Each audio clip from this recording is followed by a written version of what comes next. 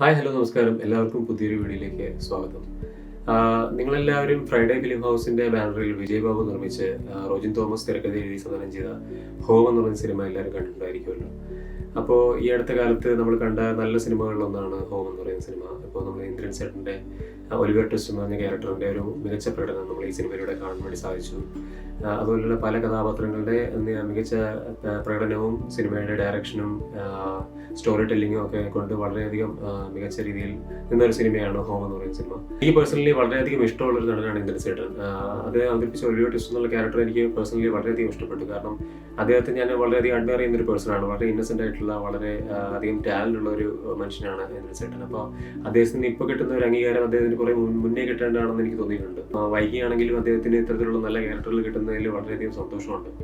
ഈ സിനിമയെ കുറിച്ചുള്ള ഒരു റിവ്യൂ അനാലിസിസോ ഒന്നും അല്ല ഈ വീഡിയോയിൽ ഉദ്ദേശിക്കുന്നത്. നിങ്ങളെ അങ്ങനെ ഒരു വീഡിയോ ആയിട്ട് ഇതിനെ കാണേണ്ടതില്ല.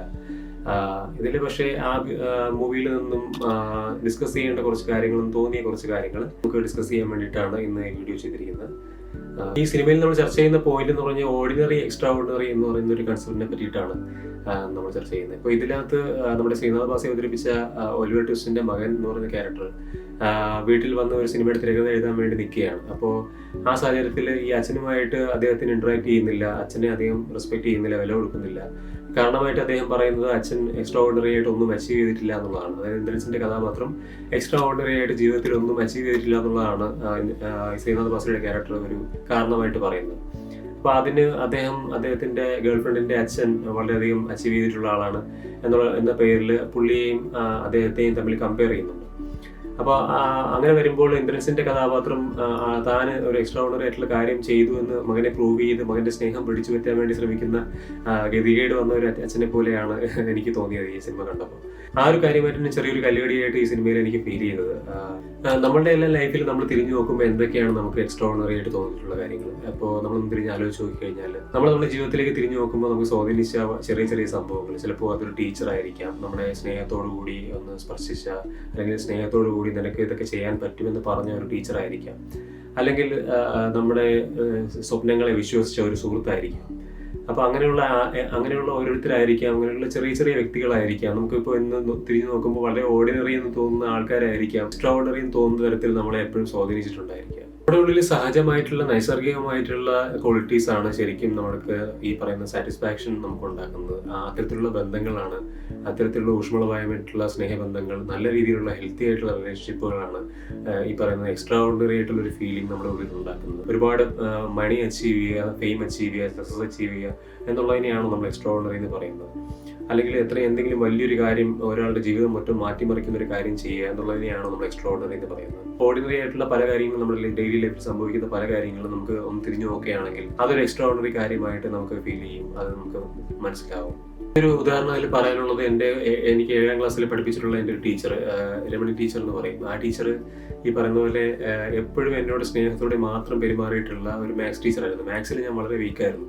അപ്പോൾ മാത്സിൽ വളരെ വീക്കായതുകൊണ്ട് തന്നെ എനിക്ക് ഭയങ്കരമായിട്ട് മാത്സിന് ഫേസ് ചെയ്യാനുള്ള ബുദ്ധിമുട്ടുണ്ടായിരുന്നു. അപ്പോൾ ഈ ടീച്ചർ എപ്പോഴും എന്നെ ചിരിച്ച ഒരു മുഖത്തോടു കൂടി മാത്രമേ ഫേസ് ചെയ്തിട്ടുള്ളൂ, ചിരിച്ച മുഖത്തോട് മാത്രമേ എന്നോട് സംസാരിച്ചിട്ടുള്ളൂ. അപ്പോൾ ആ ടീച്ചറിന്റെ ഒരു സമീപനവും ഒരു ഇടപെടലും എന്നിലുണ്ടാക്കിയ ഒരു മാറ്റം വളരെ വലുതാണ്. ഞാൻ ആ വർഷം സ്കൂളിലെ ഏറ്റവും കൂടുതൽ മാത്സിന് മാർക്ക് സ്കോർ ചെയ്യുന്ന ഒരു വിദ്യാർത്ഥിയായിട്ടാണ് പുറത്തു വന്നത്. അത് ആ ടീച്ചറിന്റെ മാത്രം ക്രെഡിറ്റ് ആണ്. കാരണം അവർ സ്നേഹത്തോടു കൂടി എന്നെ അപ്രോച്ച് ചെയ്തുകൊണ്ട് മാത്രമാണ് ആ വിഷയത്തോട് എനിക്ക് താല്പര്യം വന്നത്, വളരെയധികം എനിക്ക് പഠിക്കാനുള്ള ഉത്സാഹം എനിക്ക് ഉള്ളിൽ വന്നത്.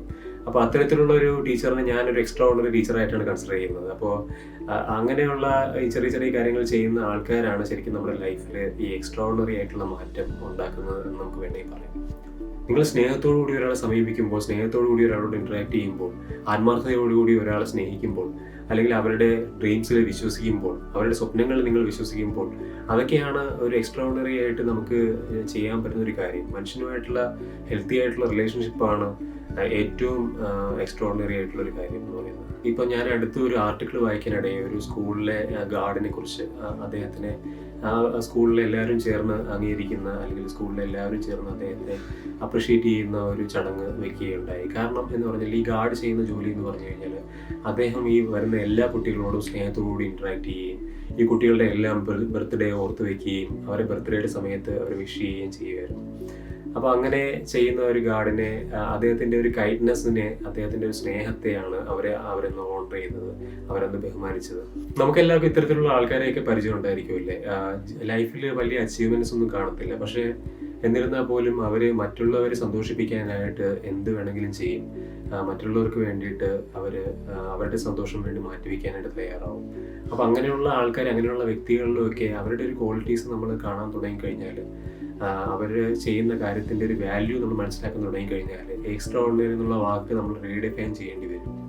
ഈ പറയുന്ന പോലെ നമുക്ക് എല്ലാവർക്കും ഒരു ചിന്തയുണ്ട്, നമ്മൾ എന്തൊക്കെയോ അച്ചീവ് ചെയ്ത് നമ്മൾ ബുള്ളറ്റ് പ്രൂഫ് ആയിട്ട് നമ്മൾ ഈ പറയുന്ന പോലെ എല്ലാം പെർഫെക്റ്റ് ആയതിനു ശേഷം മാത്രമേ ഞാൻ എല്ലാവരോടും എല്ലാ രീതിയിലും ബിഹേവ് ചെയ്യുള്ളൂ, ഞാൻ ഇങ്ങനെ ബിഹേവ് ചെയ്യും, അന്ന് ഞാൻ എല്ലാവർക്കും ഇതൊക്കെ വാങ്ങിക്കൊടുക്കും എന്നൊക്കെയുള്ള രീതിയിലുള്ള ചിന്തകളൊക്കെ വെച്ച് ഇട്ട് നമ്മളിപ്പോൾ പ്രസന്റ് മൊമെന്റിൽ നമ്മൾ പലരെയും ഇഗ്നോർ ചെയ്ത് പോകുന്ന ഒരു കാര്യം കാണുന്നുണ്ട്. അപ്പോൾ അതൊക്കെ ഈ പറയുന്ന കാര്യങ്ങളൊക്കെ അച്ചീവ് ചെയ്ത് വരുമ്പോൾ ഈ പറയുന്ന വ്യക്തികളൊക്കെ നമുക്ക് ഉണ്ടാവണമെന്നോ, ഈ ബന്ധങ്ങൾ പലതും നമുക്ക് നഷ്ടപ്പെട്ടു പോയെന്നോ, അവസരങ്ങൾ പലതും നമുക്ക് ഇല്ലാതായെന്നോ വരാം. അപ്പോൾ അതുകൊണ്ട് തന്നെ അത്തരം കാര്യങ്ങളും കൂടി നമ്മൾ, അത്തരം മൊമെന്റ്സും കൂടി എൻജോയ് ചെയ്ത് വേണം, ഒരു ബാലൻസ്ഡ് ആയിട്ടുള്ള രീതിയിൽ വേണം ജീവിതത്തെ കൊണ്ടുപോകാനായിട്ട്. അല്ലാണ്ട് ഒരു കംപ്ലീറ്റ് ആയിട്ട് ഈ പറഞ്ഞ പോലെ ഈ കാര്യങ്ങളൊക്കെ ഇഗ്നോർ ചെയ്തുകൊണ്ട് പോകുന്നത് നമുക്ക് വളരെ ഹെൽത്തി ആയിട്ടുള്ളൊരു വേ അല്ല. നമ്മുടെ മാനസികമായിട്ടുള്ള ആരോഗ്യത്തിനും അത് ഹെൽത്തി ആയിട്ടുള്ളൊരു കാര്യമല്ല. നല്ല അവസരങ്ങൾ നമ്മൾ മിസ് ചെയ്യുന്നുണ്ട്, ക്വാളിറ്റി ആയിട്ടുള്ള ഫ്രീ ടൈം നമ്മൾ മിസ് ചെയ്യുന്നുണ്ട്, ചെറിയ ചെറിയ യാത്രകൾ നമ്മൾ മിസ് ചെയ്യുന്നുണ്ട്. ഇത്തരത്തിൽ പറയുകയാണെങ്കിൽ നമ്മൾ ലൈഫിനെ തന്നെയാണ് മിസ് ചെയ്യുന്നത്. നമ്മളെല്ലാവരും നമ്മുടെ ജീവിതത്തിൽ സന്തോഷം ആഗ്രഹിക്കുന്നവരാണല്ലേ, ഹാപ്പിനെസ്സിന് വേണ്ടിയിട്ട് ആണ് എല്ലാവരും ജീവിക്കുന്നത്. പക്ഷേ ഈ ഹാപ്പി ആയിട്ടുള്ള മൊമെന്റ്സ് വരുമ്പോൾ നമ്മൾ എത്ര പേര് അത് നമ്മുടെ ഉള്ളിലേക്ക് കിടക്കാനും അത് എൻജോയ് ചെയ്യാനും തയ്യാറാവുന്നുണ്ട് എന്നുള്ളതാണ്. ഈ സ്നേഹം കിട്ടുമ്പോഴാണല്ലോ അത് തിരിച്ചു കൊടുക്കാനും തോന്നുന്നത്. ഇതിൽ ഇന്ദ്രൻസിന്റെ ക്യാരക്ടർ എപ്പോഴും മകന്റെ അടുത്ത് സ്നേഹം പ്രകടിപ്പിക്കുന്ന, മകനോട് സംസാരിക്കാൻ വെമ്പലുകൊള്ളുന്ന ഒരു ക്യാരക്ടറാണ്. ഇന്നത്തെ സാഹചര്യത്തിൽ അങ്ങനെ ഒരു അച്ഛനായിരിക്കുക എന്ന് പറയുന്നത് തന്നെ ഒരു എക്സ്ട്രാ ഓർഡിനറി ആയിട്ടുള്ള ഒരു കാര്യം തന്നെയാണ്. എന്താണ് ഓർഡിനറി, എന്താണ് എക്സ്ട്രാ ഓർഡിനറി എന്നുള്ള കാര്യത്തെക്കുറിച്ച് കൂടി നിങ്ങൾ ഒന്നുകൂടി ഒന്ന് ചിന്തിക്കുക. കാരണം അത് ചിന്തിക്കേണ്ട ഒരു കാര്യം തന്നെയാണ്, നമ്മൾ പ്രാധാന്യം കൊടുക്കേണ്ട ഒരു വസ്തുത തന്നെയാണ്. പിന്നെ ഈ ചിത്രത്തിൽ ഒന്ന് രണ്ട് കാര്യങ്ങൾ എടുത്തു പറയുന്നുണ്ട്. അതായത് ഒരു സൈക്കോളജിസ്റ്റിന്റെ പ്രാധാന്യം എന്താണെന്ന് ഇതിൽ ഇന്ദ്രൻസിന്റെ ക്യാരക്ടർ ഒലിവർ ട്വിസ്റ്റ് വളരെ വ്യക്തമായിട്ട് മറ്റുള്ളവർക്ക് പറഞ്ഞ് മനസ്സിലാക്കി കൊടുക്കുന്ന ഒരു സീനുണ്ട്. അപ്പോൾ അതൊക്കെ വളരെ ഇമ്പോർട്ടൻ്റ് ആയിട്ടുള്ള സീനാണ്. അത് മാത്രമല്ല, ഇടിമിന്നലുള്ള സമയത്ത് മൊബൈൽ യൂസ് ചെയ്യുമ്പോൾ റേഡിയേഷനിലൂടെ ഒന്നും ഇടിമിന്നൽ ഏൽക്കില്ല എന്ന് പറയുന്ന കാര്യം, മൊബൈൽ കണക്ട് ചെയ്തിട്ടില്ല എന്നുണ്ടെങ്കിൽ ഇടിമിന്നൽ ഏൽക്കുക എന്നുള്ളൊരു കാര്യമൊക്കെ ഇന്ദ്രൻസിന്റെ ക്യാരക്ടർ സിനിമയിൽ പറയുന്നുണ്ട്. അപ്പോൾ അത്തരം അറിവുകളൊക്കെ ഈ പറയുന്ന പോലെ സയന്റിഫിക് നോളജ് ആൾക്കാരിലേക്ക് എത്തേണ്ട ഒരു പ്രാധാന്യം കൂടി ഈ സിനിമയിൽ പറഞ്ഞു വെക്കുന്നുണ്ട്. അപ്പോൾ അത്തരം ചെറിയ ചെറിയ സീനുകളും കൂടെ നമ്മൾ ശ്രദ്ധിക്കേണ്ടതാണ്, അത്തരം ചെറിയ ചെറിയ സീനുകളുടെ പ്രാധാന്യം കൂടെ നമ്മൾ കാണേണ്ടതാണ്. ഈ സിനിമയിൽ ടോക്സിക് ആയിട്ടുള്ള റിലേഷൻഷിപ്പുകളെ കുറിച്ചൊന്നും, ടോക്സിക് ആയിട്ടുള്ള പാരന്റിങ്ങിനെ കുറിച്ചൊന്നും പറഞ്ഞു പോയിട്ടില്ല. ഈ പറഞ്ഞ തെറ്റായിട്ടുള്ള പാരന്റിങ്, തെറ്റായിട്ടുള്ള രീതിയിലുള്ള ഒരു സമീപനം വെച്ച് പുലർത്തുന്ന ഫാമിലികളെ കുറിച്ചൊന്നും വലുതായിട്ട് ഈ സിനിമയിൽ കാണിച്ചു പോയിട്ടില്ല. അത് ഈ പറയുന്ന പോലെ നമ്മുടെ സമൂഹത്തിൽ അങ്ങനെയുള്ള ഒരുപാട് സംഭവങ്ങൾ ഇപ്പോൾ നടക്കുന്നുണ്ട്. അത്തരത്തിലുള്ള സിനിമകൾ വരേണ്ട ഒരു കാലം കൂടെയാണ്. എങ്കിൽ പോലും അത് വേറൊരു ടോപ്പിക്കാണ്, അത് വേറൊരു വീഡിയോ ആണ്. അത് ഞാൻ പ്രത്യേകം ഒരു ടോപ്പിക്കായിട്ട് ചെയ്യുന്ന ഒരു കാര്യം തന്നെ ആയിരിക്കും. അപ്പോൾ ഇന്നത്തെ വീഡിയോയിൽ ഇത്രയും കാര്യങ്ങളേ ഉള്ളൂ. നിങ്ങളൊക്കെ ഓണം വളരെയധികം എൻജോയ് ചെയ്തെന്ന് വിചാരിക്കുന്നു. എല്ലാവരും സന്തോഷമായിട്ടിരിക്കുകയാണെന്ന് കരുതുന്നു. ഈ വീഡിയോ ഇഷ്ടമായെങ്കിൽ തീർച്ചയായിട്ടും ഈ വീഡിയോ ലൈക്ക് ചെയ്യുക, ചാനൽ സബ്സ്ക്രൈബ് ചെയ്യുക, നിങ്ങളുടെ ഫ്രണ്ട്സിനും റിലേറ്റീവ്സിനും ഒക്കെ ഈ വീഡിയോ ഷെയർ ചെയ്ത് കൊടുക്കുക, മാക്സിമം സപ്പോർട്ട് ചെയ്യുക. പുതിയൊരു വീഡിയോ ആയിട്ട് ഉടനെ തന്നെ നമുക്ക് വീണ്ടും കാണാം. അതുവരേക്കും എല്ലാവർക്കും